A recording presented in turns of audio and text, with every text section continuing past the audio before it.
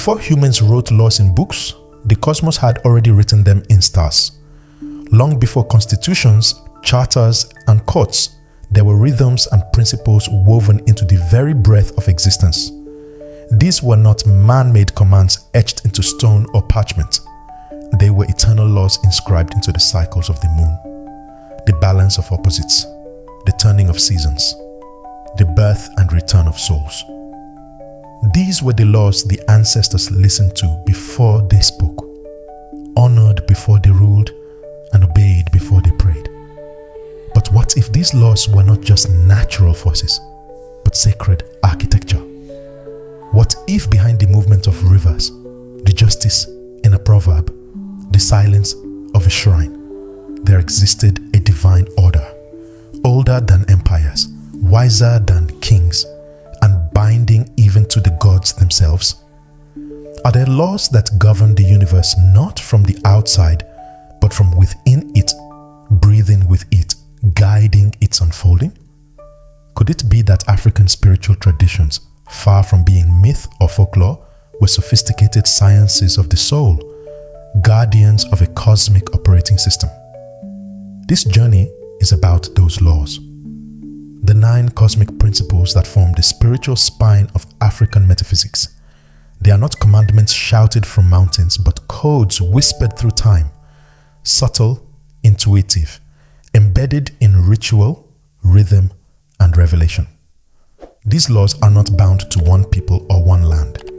Though birthed in African soil, they are relevant to anyone with a spirit.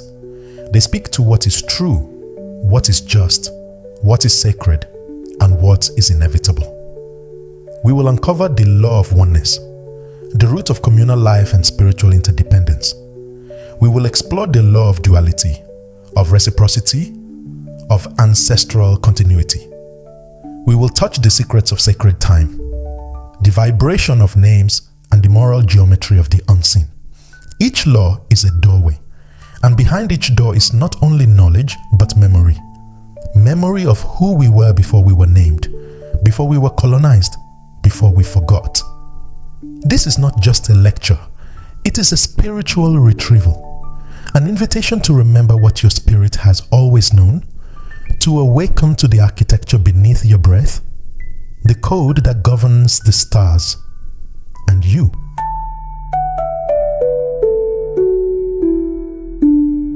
In the beginning there was not one, there was many in one. Not a solitary spark, but a constellation of presence, each part glowing with divine essence. The first law, the law of oneness, teaches that nothing exists in isolation. In African spirituality, individuality is never separate from the collective. You are not just yourself, you are the continuation of others, ancestors, kin, community, cosmos. I am because we are, says the principle of Ubuntu. And within that simple sentence lives an entire cosmology. Ubuntu, most often heard in Southern Africa, is not just a social value, it is a sacred law. A divine recognition that your humanity is affirmed through your relationship to others. If one suffers, all are diminished. If one thrives, the whole expands. There is no concept of a self-made soul. The soul, like the body, is born into relationship, into the web of life, into the arms of community, into the lineage of the ancestors. Even the gods are not independent in African cosmologies. They work in relationship, interwoven through duties, rituals, and mutual acknowledgement. The Akan people of Ghana hold this truth deeply in their communal cosmology. A child does not belong only to their parents, but to the entire community. A network of guidance, correction, celebration, and protection. The spirit of a person is seen as carrying ancestral imprints, and so each life is already plural. One body, many lives. In the Akan worldview, to thrive spiritually is to remain woven into this web. Separation, emotional, spiritual, or moral, is the root of imbalance. Among the Igbo of Nigeria, the word Umuna speaks to this sacred network. It refers not just to a bloodline or lineage, but to a spiritually bound community that shares one chi, one spiritual root, The Igbo do not see the self as atomized, but as a thread in a much larger pattern. Decisions are made communally because destinies are shared. One person's error is never theirs alone. It echoes across the fabric. One person's success brings honor to the entire lineage. In this way, morality is not just personal. It is participatory. Healing is not done in isolation. It is held, witnessed, and multiplied. This law of oneness doesn't mean erasing individuality. Rather, it reveals that the self is most powerful when in conscious relationship with the all. You are a node in a divine web. Your thoughts ripple. Your actions radiate. The earth feels your heartbeat. The ancestors hear your silence. What you do matters, not only to you, but to the invisible tapestry you're part of. The law of oneness reminds us that healing cannot be selfish. Enlightenment cannot be hoarded. Destiny is not a race won alone. If you want to rise, lift the others. If you want to know who you are, listen to the names spoken around the fire. Ubuntu is not just philosophy. It is cosmic law. It says you are already part of something ancient, something alive, something divine. And when you forget who you are, let the community remember you back into being.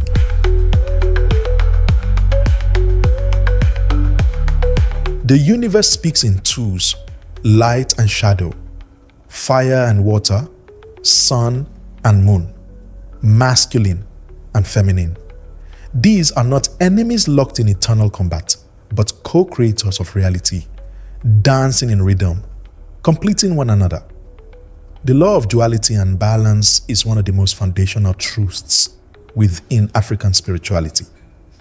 It teaches that existence is built not on singularity, but on the dynamic interaction between opposing yet complementary forces. This law does not fear polarity, it reveres it. Because without contrast, nothing could be seen, understood, or transformed. In African metaphysics, duality is not about conflict. It is about composition. The day is not superior to the night, nor the night to the day. Both are necessary to form the whole. Masculine and feminine energies are not competing, but interdependent, each holding sacred roles, each carrying different but equal currents of power. When either is denied or suppressed, imbalance ripples through the soul, the society, and the cosmos. Nowhere is this law more elegantly encoded than in the ancient Kemetic principle of Ma'at. Ma'at is not only the goddess of truth, justice, and order, she is the cosmic law itself. She holds the universe in harmony. When Ma'at is upheld, there is balance between humans and gods, between the living and the dead, between the forces of nature. When Ma'at is broken, chaos ensues. But Ma'at does not demand perfection. She demands right alignment. She is the sacred scale that ensures dualities are not warring, but weaving. The Yoruba cosmology, through the Odu Ifa system, offers another powerful blueprint of this law. Odu Ifa is structured as a binary code, pairs of lines, broken or unbroken, forming a matrix of spiritual meaning. Each Odu represents not just a divinatory message, but a cosmic condition, an interplay of forces that must be balanced. In this system, destiny is not fixed. It unfolds through the management of opposing energies: anger versus patience, caution versus action, masculine assertiveness versus feminine receptivity. The diviner's work is not to erase the tension, but to restore equilibrium. When one force overtakes the other, imbalance becomes illness: physical, emotional, spiritual. The Dogon of Mali expressed this law through their twin cosmology. In Dogon creation myths, the universe was birthed by a pair, twin entities who symbolize the foundational duality of creation. This twinship is seen as sacred, a divine mirror. Every being contains both polarities, and to be spiritually whole is to bring those polarities into alignment. In Dogon rituals, balance is constantly restored. Through symbols, ceremonies, and community responsibilities that honor both aspects of the self and cosmos. This law also shows up in how African societies structure gender, not in rigid binaries, but in dynamic roles. Masculine and feminine are seen as energetic principles rather than fixed identities. A man may carry feminine energy. A woman may embody masculine authority, especially in spiritual roles like priestesses, prophetesses, or female kings. These energies are tools, not prisons. Their interplay builds wholeness. The law of duality and balance is a call to recognize what you have rejected, both within and outside yourself. What you condemn may be your missing half. What you suppress may be the key to your next level of growth. If you are all fire, where is your water? If you only seek sunlight, when will you rest in the shade? Harmony requires that all parts are allowed to speak. This law also reminds us that healing is not about eliminating pain, but holding joy and sorrow in the same hands. That truth is not always clean. It often lies in paradox. That justice must be tempered with mercy. That love to endure must honor both freedom and commitment. The ancestors understood this. They built their rituals, their architecture, and their myths around this sacred dance of opposites. They knew that spiritual power came not from dominance, but from balance. The drumbeat moves because tension exists between silence and sound. The breath sustains because of inhale and exhale. Life continues not in spite of duality, but because of it. To walk in balance is to walk in my heart. To live in duality is not to be divided, but to be whole.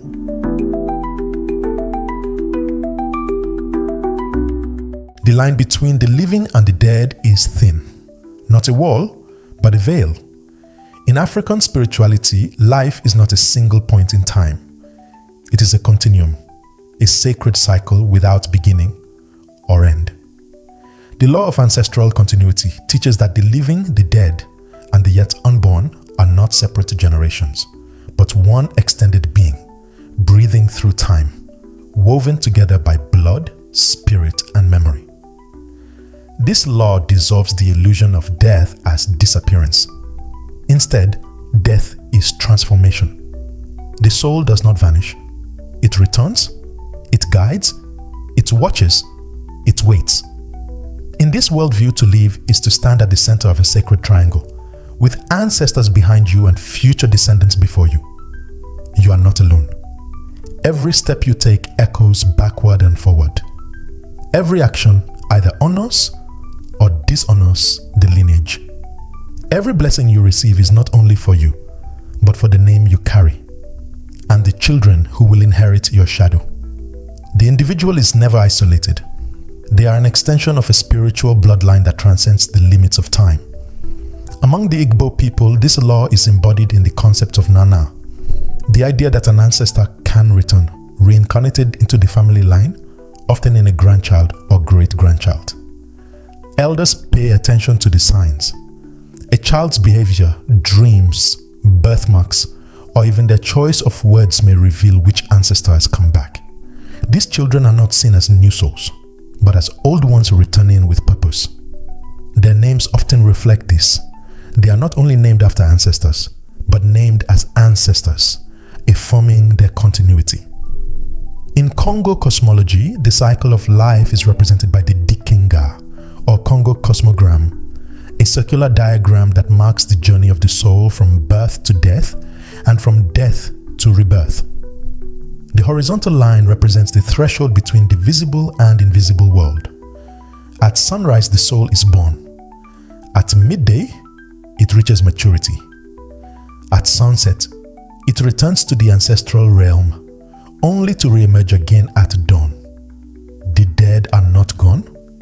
They simply reside in another dimension, accessible through prayer, ritual, and dreams. Among the Akan of Ghana, ancestor veneration is both a spiritual necessity and a moral compass. Ancestors are seen as active members of the family. They are consulted during ceremonies invoked for guidance, and petitioned for protection. When someone strays morally, elders often warn that the ancestors are watching. This is not fear-based theology, but ethical accountability. To act with integrity is to honor the ones who came before. To violate the moral code is to tarnish not only your name, but theirs. The ancestors are not distant gods. They are intimate guides woven into the fabric of everyday life. The law of ancestral continuity reshapes how we think about identity. You are not a random personality formed by circumstance. You are a spirit chosen, remembered, and sent back with assignments. Your intuition, your dreams, your fears, they may all carry ancestral fingerprints. Your purpose may be older than your body. To walk with this law is to walk with company. To speak, knowing you are heard. To dream, knowing someone beyond the veil is whispering. It is to understand that when you heal, your ancestors heal. And when you forget yourself, they remind you who you are.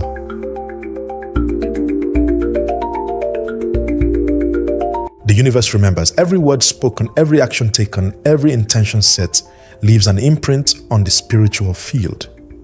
The law of reciprocity, one of the oldest and most universal laws in African spirituality, tells us that what we send out in thought, word, or deed will return to us in some form. This is not superstition. It is not a threat. It is energetic law, a principle as natural as gravity. You give, and something is given back. You withhold, and something withholds itself from you. You disrupt, and disruption finds its way home. Reciprocity is the circulatory system of the cosmos. It is how energy stays in motion and balance is maintained. This law governs the ethics of spiritual practice. In African traditions, libations, sacrifice, and offering are often misunderstood by outsiders as acts of appeasement or bribery. But these acts are not transactional in a crude sense. They are acknowledgements of this sacred loop, this divine ecosystem in which everything must move to stay alive. A libation poured to the ancestors is not a gift to manipulate the spirit realm. It is a recognition that the flow of life comes through them, and so a portion must always return to them. When we offer, we are not losing something. We are honoring the cycle, aligning with the natural law that nothing in this universe is ever truly kept, only circulated. In traditional ceremonies, when a goat is sacrificed or food is placed at a shrine, what is being offered is not just matter, but meaning. The intention is what matters most. The humility, the gratitude, the acknowledgement of interdependence. Offerings are symbolic ways to participate in the give and take of the universe. You give thanks, and protection is renewed. You give time to a ritual, and clarity finds you. You give kindness, and the community, seen and unseen, holds you in return. In this law, reciprocity is also moral. How you treat others is how the universe will treat you. To insult, exploit, or deceive is not only to offend a person, it is to disrupt a cosmic circuit. African proverbs reflect this. The foot that walks on another will surely be walked on. He who throws a stone in the market should remember his family may be there. These sayings are not just social warnings. They are echoes of a deeper principle. The universe restores what is out of balance. Not immediately, but inevitably. In community life, reciprocity also takes the form of mutual support. In many African villages, one person's harvest is shared with neighbors. When someone builds a house, the entire community shows up to help. This is not charity, it is spiritual survival. You never know when you will need to be carried, so you carry others now. It is an ethic rooted in a cosmology. Just as no river drinks its own water, no soul should hoard what flows through them. To be blessed is to be responsible for blessing others. This law also extends to the invisible world. If a person is struggling with health, fortune, or fertility, they may visit a diviner. Through consultation, the root cause is diagnosed, and often the solution involves a ritual act of giving, not as a punishment, but as a restoration. Maybe the ancestors have been neglected. Maybe a vow was broken. Maybe an offering is due not just to spirits, but to someone who has been wronged. The act of giving becomes a key that reopens a locked gate. What was blocked begins to move again. To walk with the law of reciprocity is to become conscious of your ripple. Every action has consequence. Every offering has power. Every silence, every smile, every act of generosity carries spiritual momentum. You do not need to force results when you are in alignment with this law. Give what is right from a clean heart, and what is yours will find its way to you. In African spirituality, justice is not handed down by decree. It emerges through energetic correction. Reciprocity is not revenge, it is restoration. And it is always watching.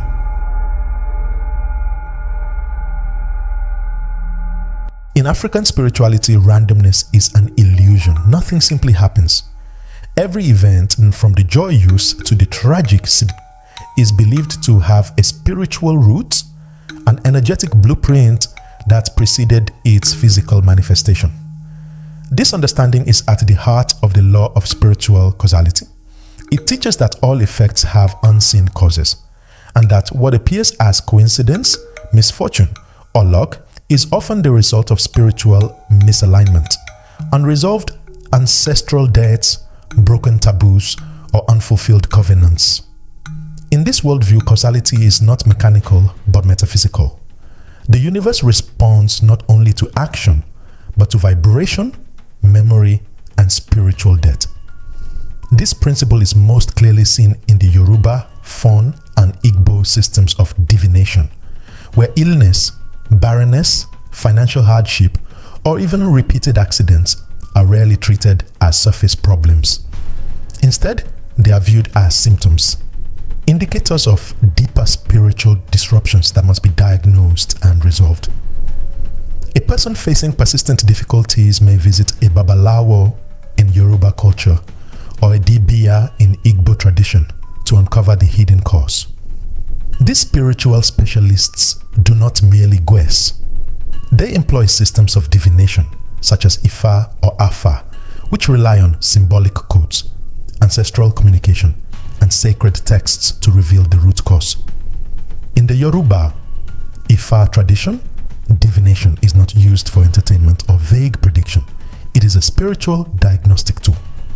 A babalawo might use palm nuts or cowries to cast the odu, a binary code representing spiritual principles and stories.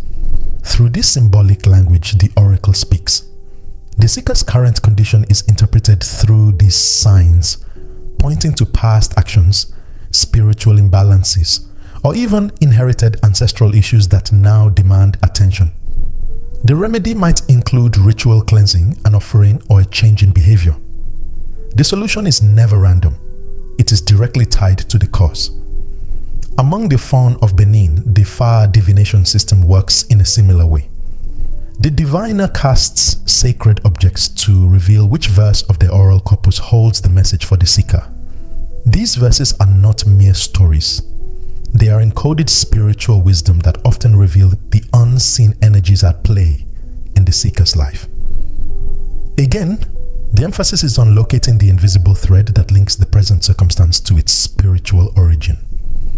The Igbo Afa system likewise serves as a map of causality. When consulted, the Afa reveals ancestral concerns, broken vows, or even spiritual assignments left unfulfilled.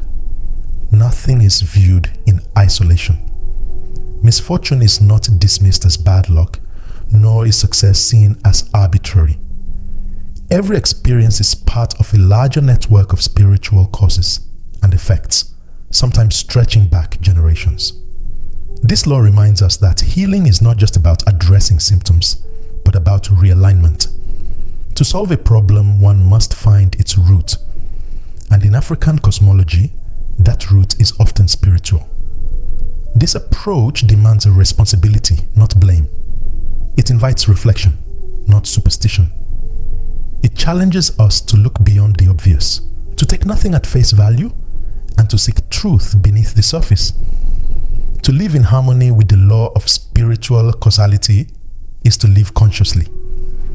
It is to walk through life knowing that your energy, your words, your agreements, spoken or unspoken, shape your path. It is to take accountability not only for what you do, but for what you carry. In this way, every step becomes sacred. Every choice becomes a seed. And every outcome is a message from the realm beyond the veil.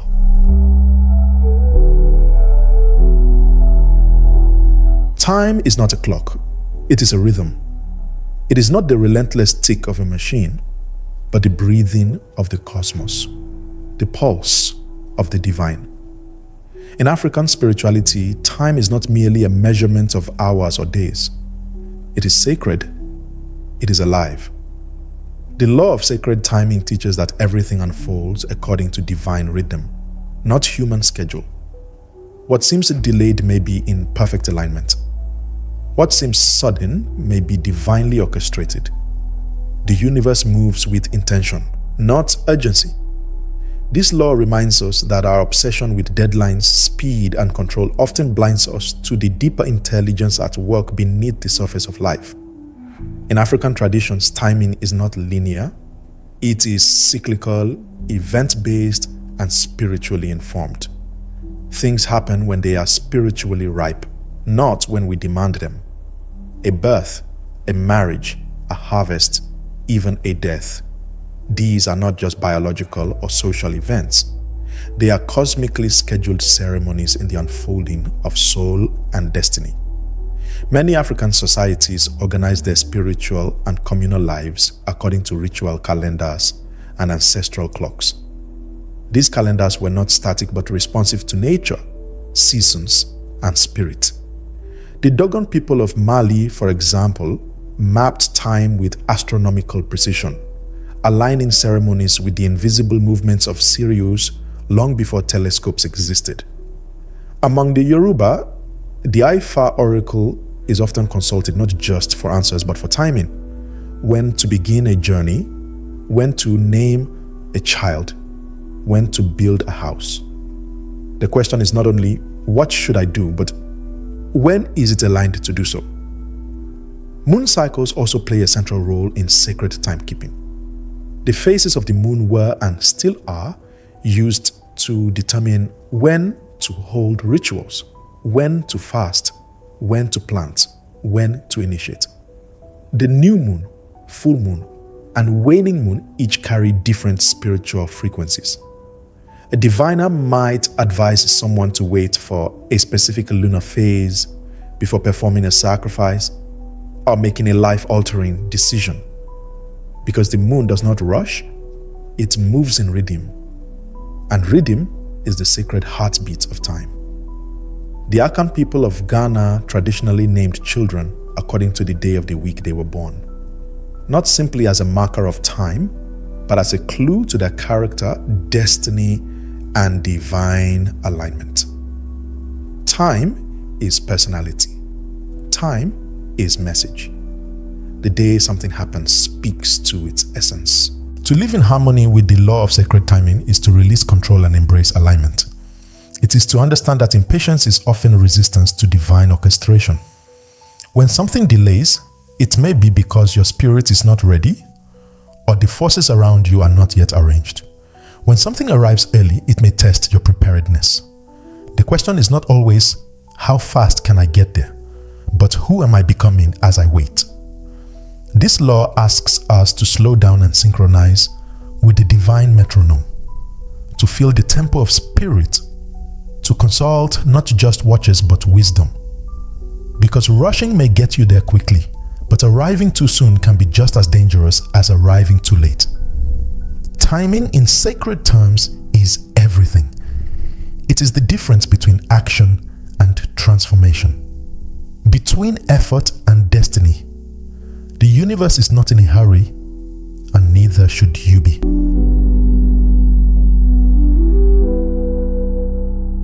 Names are more than labels. They are vibrations. In African spirituality, to name is to declare. To speak a name is to activate a frequency.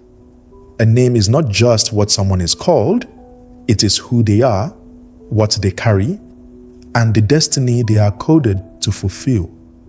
The law of naming and vibration teaches that sound holds power, and names are among the most potent forms of that power. Words, when spoken with intention, are not descriptions.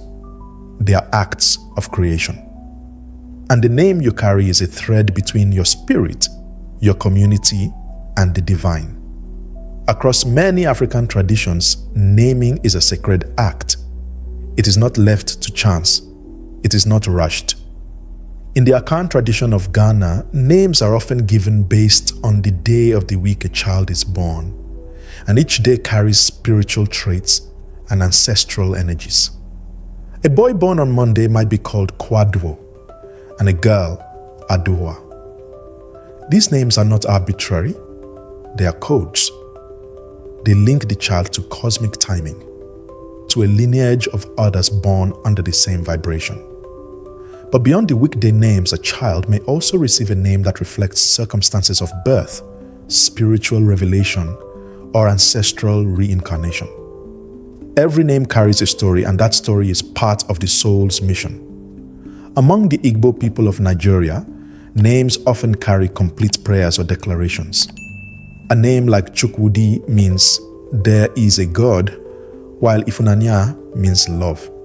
These are not casual phrases. They are spoken with the belief that what is named is sustained. To say a name repeatedly is to reinforce its power. Names are spoken at birth, during rituals, in songs, in mourning, in praise. They are rhythmically woven into life because repetition embeds vibration, and vibration creates alignment. The Yoruba, too, understand the power of naming. In Yoruba culture, names often reflect the destiny of the child, and it is believed that a person lives into the meaning of their name. A child named Ayodele, joy has come home, is not just being celebrated. They are being assigned joy as a spiritual frequency. Names are tools of navigation. When life becomes chaotic, elders may look to the name for realignment. If a name no longer fits, it may be changed through ritual, signaling a spiritual rebirth. But this law is not only about the names we are given. It is about the words we speak every day. In African spirituality, speech itself is world building. Proverbs, chants, prayers, and incantations are treated with reverence because they shape reality. To insult someone is not just rude, it's a spiritual act that can leave a mark. To praise someone is to lift their spirit and realign their energy. Sound moves things. Sound creates. Sound heals. This is why griots, praise singers, and storytellers were treated as spiritual authorities. They did not just entertain. They channeled ancestral memory through vibration. To live by the law of naming and vibration is to be conscious of your voice. To honor your own name and those of others. To speak not to impress, but to imprint. To remember that the tongue can curse or bless, bind or release, wound or awaken. Your words are instruments. Your name is an echo of your purpose. And every time it is spoken, the universe listens. Spiritual growth is not inherited, it is earned. The law of spiritual accountability reminds us that every soul is responsible for its own alignment.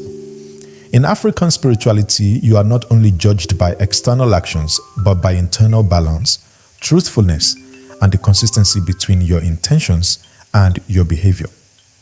The universe does not excuse ignorance when it comes to spiritual law. You cannot bypass responsibility with offerings or hide behind ritual when your conscience is clouded. True power comes from integrity, the kind that aligns you with the moral architecture of the cosmos. Among the Igbo people, this law finds expression through the sacred principles of Ofo and Ogu. Ofo is both a physical staff and a metaphysical symbol.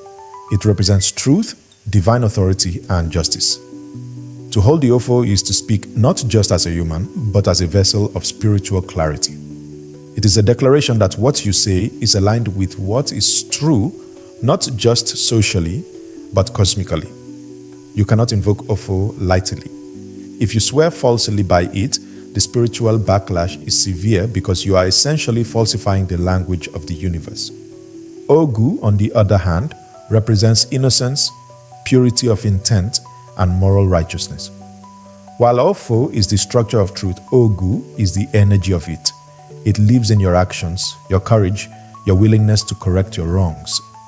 Together, Ofo and Ogu form the spiritual backbone of Igbo ethical life. You cannot claim Ogu if you are unwilling to confess. You cannot invoke Ofo if you are living in contradiction. These are not abstract concepts. They are lived realities reflected in how people speak, how they resolve conflict, how they face judgment. One of the most powerful aspects of this law is the necessity of confession. In many traditional African societies, healing does not happen until truth is spoken. A person may fall sick, not because of a virus or a curse, but because they are carrying moral weight they have refused to release. Diviners may discover the issue and require the individual to confess, publicly or privately, before any ritual can be effective. This is not to shame, but to cleanse. It is believed that unspoken wrongdoing clogs the spiritual channels, and no amount of prayer or offering can clear it without truth. Forgiveness in this worldview is sacred, but it is not free. There is no forgiveness without accountability.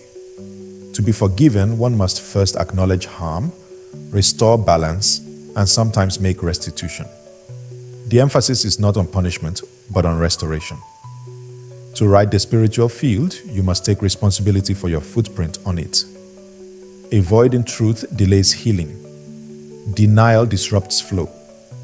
This law confronts the modern tendency to bypass guilt without growth, to seek spiritual highs without doing the hard work of self-examination. But in African spirituality, power is not granted to the charming or the loud. It is granted to the clean. Uncleanliness in this context means alignment. It means living in such a way that your actions and your spirit do not contradict each other. To live by the law of spiritual accountability is to walk as if your soul is being weighed. Because it is, not by a distant deity, but by the echoes you leave in your community, in your ancestors, and in the mirror of your own conscience. Truth is not optional. It is a force, one that either works with you or against you.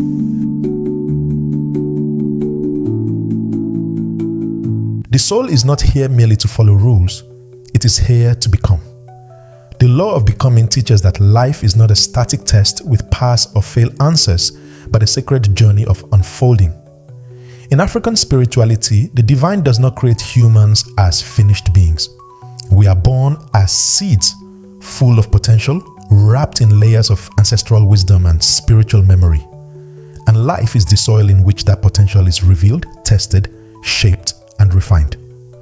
The soul is expected to evolve. Obedience to cosmic laws is only the beginning. Transformation is the true goal. This law is vividly expressed in the Congo cosmogram, a sacred symbol representing the soul's journey through different phases of existence. The circle of the cosmogram is divided into 4 parts: sunrise, noon, sunset, and midnight, corresponding to birth, life, death, and the ancestral realm. But this cycle is not linear. It spirals. As the soul moves through these stages, it grows in wisdom, sheds ignorance, and prepares for return. The cosmogram teaches that death is not an end, but a passage. And each life lived with consciousness refines the soul for its next descent. In this way, becoming is not limited to a single lifetime.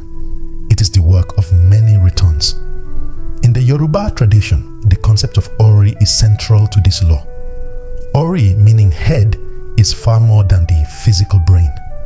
It is the inner divinity, the personal spark of the Creator within each individual. It is Ori that chooses a destiny before incarnation, an Ori that must be aligned with through rituals, choices, and prayer. Your Ori is your spiritual compass.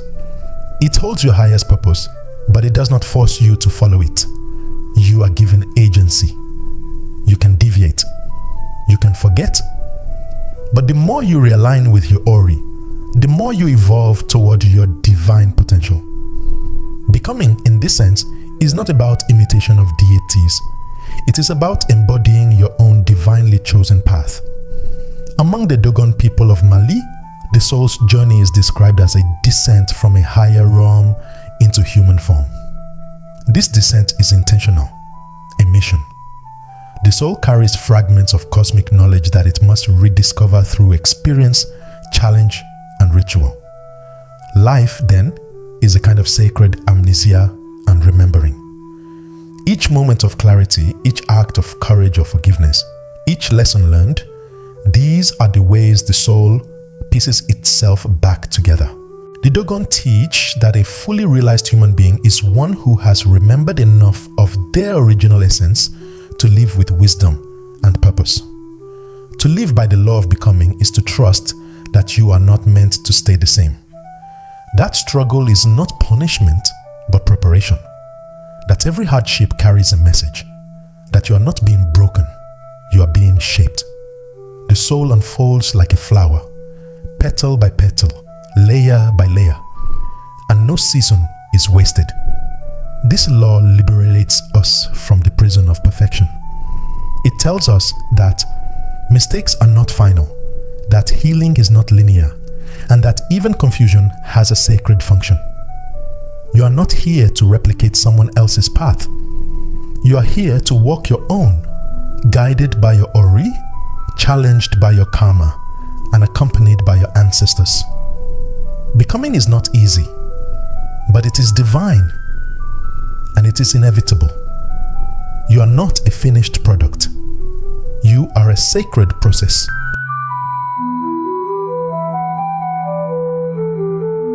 The divine does not need to be reinvented. It needs to be remembered.